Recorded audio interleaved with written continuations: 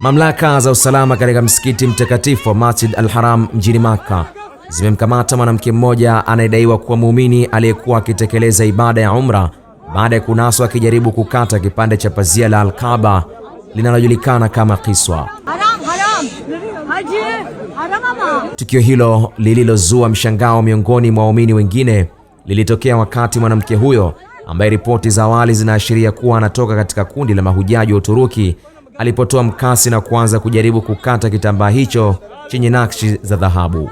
Kwa mujibu wa taarifa za awali zilizosambaa kupitia mitandao ya kijamii na vyombo vya habari vya kimataifa, mwanamke huyo alieleza kuwa alidhamiria kuchukua kipande cha kitambaa hicho kama kumbukumbu ya safari yake. Hata hivyo, vitendo vya kuharibu au kuchukua sehemu ya kiswa ni kinyume cha sheria kali za usalama na heshima ya maeneo matukufu nchini Saudi Arabia. Maafisa wa usalama waliingilia kati haraka na kumzuia kabla ya kuleta uharibifu mkubwa. Kiswa ni vazi maalum linalobadilishwa kila mwaka wakati wa msimu wa Hija.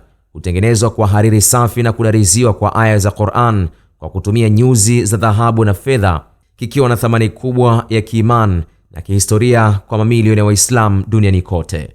Mwanamke huyo anatarajiwa kufikishwa mbele ya mamlaka husika kwa hatua zaidi za kisheria kufuatia jaribio hilo la uharibifu katika eneo hilo nyeti.